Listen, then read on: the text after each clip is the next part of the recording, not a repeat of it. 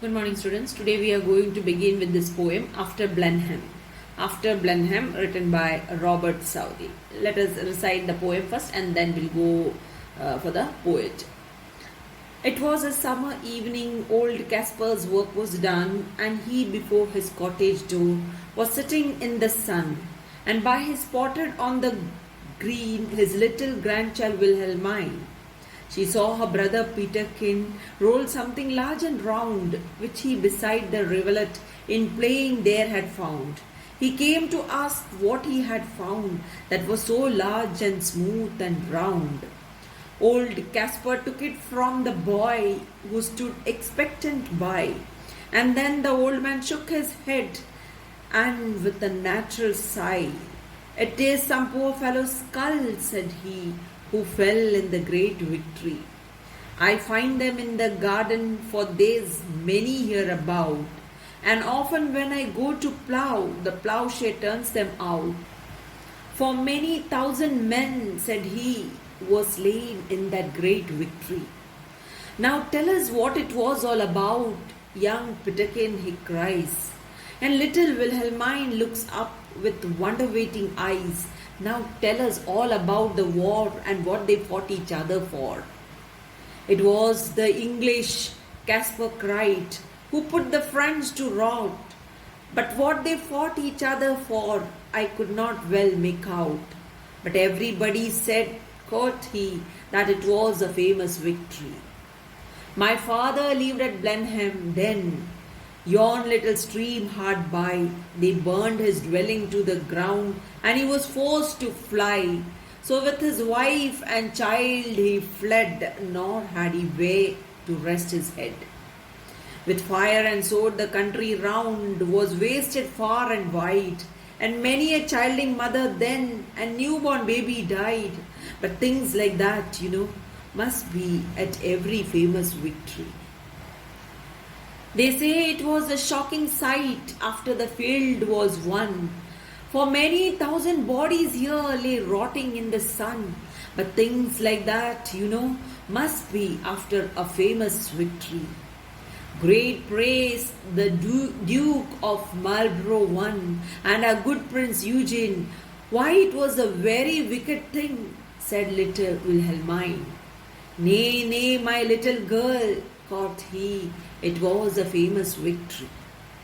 And everybody praised the Duke, who this great fight did win. "But what good came of it at last?" quoth little Peterkin. "Why, that I cannot tell," said he, "but it was a famous victory." Okay, now let us move to the poet.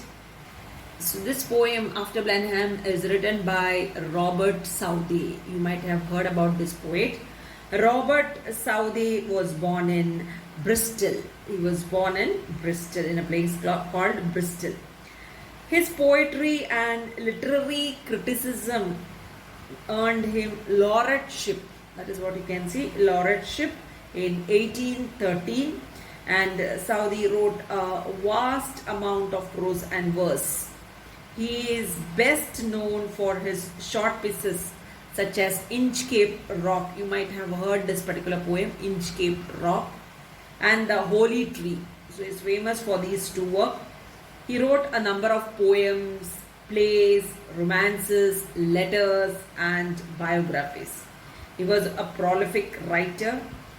He remained the poet laureate of England for 30 long years. 30 years. That is from 1813. He got it in 1813, right? From 1813 till his death in 1843. So for 30 years he remained as a poet laureate in England. Then his everlasting work is the children's classic, The Story of the Three Bears. So that is his everlasting work. Then among his popular short stories are The Scholar, The Battle of Blenheim, The Inchcape Rock, Bishop Hatto. These are some of his work. So let us come back to this particular write-up. This poem, what we are having over here. So this is an anti-war poem that sharply criticizes the destruction and death caused by war. So that is about the poem spoken over here.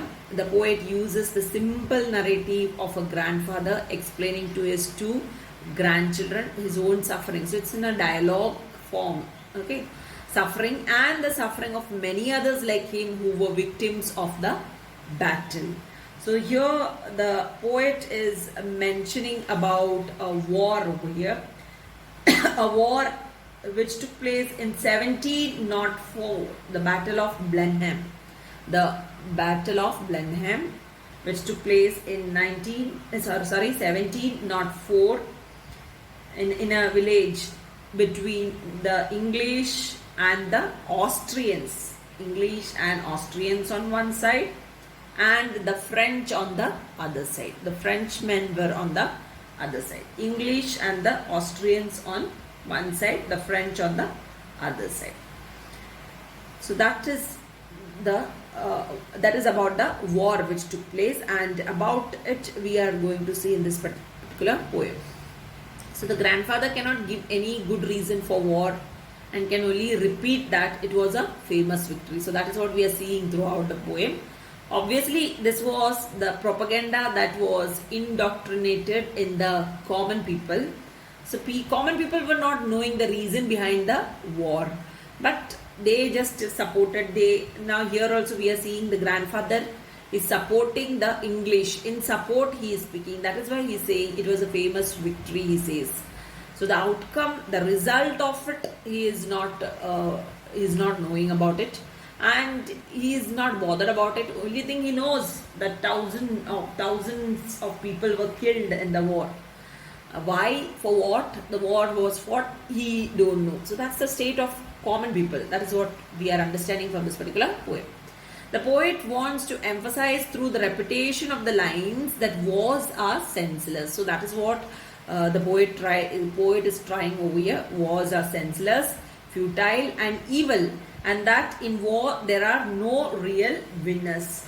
So here in this particular poem, the poet is directly referring to us, isn't it? So showing here, so he is showing here that it is war brings horror, brings out horror, death, destruction, nothing else. So that is what has been shown throughout this particular poem, and that in war there are no real winners and no winners at all, isn't it? Even though the grandfather is continuously telling us over here that the English were the winners, but there are no real winners. This is what the poet is trying to tell us over here in this particular poem.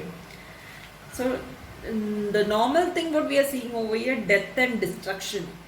Death and destruction caused due to war. That is the highlight in the poem. That is what we are seeing in the poem. This is a powerful poem that echoes Wilfred Owen's famous quote, "The pity of war." This poem is a wake-up call to seek peaceful solutions to all conflicts. So, peaceful solutions for all conflicts is a better option than ending up in war. So, wherein the disaster of war, we are going to see in the poem how it was effected and what was the cause, what was the result of it. That is what we are going to see in this particular poem after Blenheim. So, the poem after Blenheim is entirely bringing out the horrors of war. There is death, destruction everywhere. The English registered over here a grand victory over the French, that we know, isn't it? Old Casper's grandchildren are failing over here to understand how a horrible war can be called a famous victory, because you can see every end of the line he says, isn't it? Famous victory, famous victory. The old man has no answer to this question. That also we are going to see in this particular poem. So let us move to the poem right now. Now the title of the poem is After Blenheim, isn't it? Which is appropriate to it. So after Blenheim, so Blenheim is a small village where the war actually took place. So about this place, the after effect of the war is spoken in this particular poem. That is what we are seeing throughout the poem. So this is what we are going to see in this poem. And this war, as I have told you, was fought. It was a battle which was fought between the English and the French. The war was between the English and the French. And who supported the English? The Austrians. The Austrians supported the English. The English fought this war under the English commander, Duke of Marlborough. Duke of Marlborough. So he's also mentioned in this poem. We are going to see him later in one of the stanzas over here. So that is about the war. So let us begin with the poem over here. It was a summer evening. Old Caspar's work was done, and he before his cottage door was sitting in the sun, and by him spotted on the green his little grandchild Wilhelmine. So it was summer evening. So summertime, the situation, the settings over here given by the poet is summer evening. So summer evening, old Caspar, the old man Caspar, he finished all his routine work for the day, and it was all finished. All his work was over. In order to take rest, he sat before his cottage door, before his home, before his house. He sat in front of the just before the door of his house. He was sitting in the sun. So he was sitting, it was evening, the sun didn't set, right? So he was sitting in the sun, he was sitting in the open air, in the sun he was sitting. And by him spotted on the green. And who was sitting close to him? His granddaughter. Okay, his granddaughter Wilhelmine, his little grandchild Wilhelmine. So his granddaughter was sitting close to him. So both grandfather and granddaughter, his little granddaughter Wilhelmine, she was spotted on the green. Spotted on the green in the sense she was playing near him, but she was playing on the grass, green grass. That is why it is given as spotted on the green. She was playing on the green grass. So the situation described here is something very familiar, isn't it? So that is what the situation is given over here. So here we have seen the grandfather. We are introduced to the grandfather and his grandchild Wilhelmine, granddaughter Wilhelmine. Now let us see in this poem if we can find any rhyme scheme. Now see the first line. It was a summer evening. So you can give A over here, the rhyme scheme A. Let us give the scheme over here A, right? The first line. Old Caspar's work was done. Old Caspar's work was done. So this is not matching with this. So let us give it as B for this couplet, B. And he before his cottage door. Is it matching with any of these two? No. So let us give it C. Next, was sitting in the sun. So is it matching with any of this? Yes, it is matching with done, sun. Done, sun. So here we are giving it as B. So here we have A, B, C, B, right? Now this is a different sort of poem. So it's a ballad. You can't call it as a poem. It's a ballad. Ballad means a sad song sung, right? Sad song which is sung over here in the form of a poem. It is written. So A, B, C, B, right? A, B, C, B over here. So this is, now you know how many lines there are in this stanza. There are at about 6 lines. See, 1, 2, 3, 4, 5, 6. So these 4 lines, that is what is called as quatrain. 4 lines, you have a rhyme scheme. A, B, C, B. Okay. Then these 2 are left. So this is couplet, right? So this couplet, in some cases, the couplets rhyme. Okay, some cases. In the next stanza, you can see the couplets are rhyming. But not always. Over here, it is not. Green mine, it is in Wilhelmine. Green, it's not rhyming. So a couplet, so in every stanza you have a couplet like this and a quatrain. Quatrain you have like this A, B, C, B and a couplet in it. Okay. So that is about the rhyme scheme of the poem. Let us move to the next stanza. So you can see this particular poem, it's written in simple language, ordinary language, common man's language. It's not, no poetic language is used in this particular poem. That is what you can see over here. So it's a sort of conversation type, right? It's a ballad. I told you earlier itself, it's a ballad. Okay, and now let us move to the next stanza. So you don't have any other literary device over here, like alliteration, simile, metaphor, all those stuff you don't have in this particular poem. That is what I want to tell you. So let us move to the next one. She saw her brother Peterkin roll something large and round, which he beside the rivulet in playing there had found. He came to ask what he had found, that was so large and smooth and round. So she saw her brother Peterkin, who Wilhelmine saw her brother Peterkin. Peterkin was playing out, she was playing on the green grass, Wilhelmine, and her brother was playing a little bit away from them, but she could see her brother from the grass. She saw her brother Peterkin roll something large and round. He was rolling something which was large and something which was round, right? So a large and round, a ball sort of thing he was rolling, which he beside the rivulet. So that round large thing Peterkin had found beside the rivulet. Now what is rivulet? Small outlet of water. Small outlet of water, an area where water flows. A stream, a small stream, that is what is called as rivulet. So there the little boy found a large and round ball sort of a thing. And he was rolling it. He was rolling that round thing. In playing there had found, when he was playing beside the rivulet, he had found this large round thing. He was coming with it to ask what he had found. He came to ask what he had found. So he was rolling that round large thing and he was getting it to his grandfather, closer to his grandfather, to show his grandfather and ask, who is his grandfather? Old Caspar. To ask old Caspar what the thing was. That was so large and smooth and round. So what it was, that is what he wanted to know over here.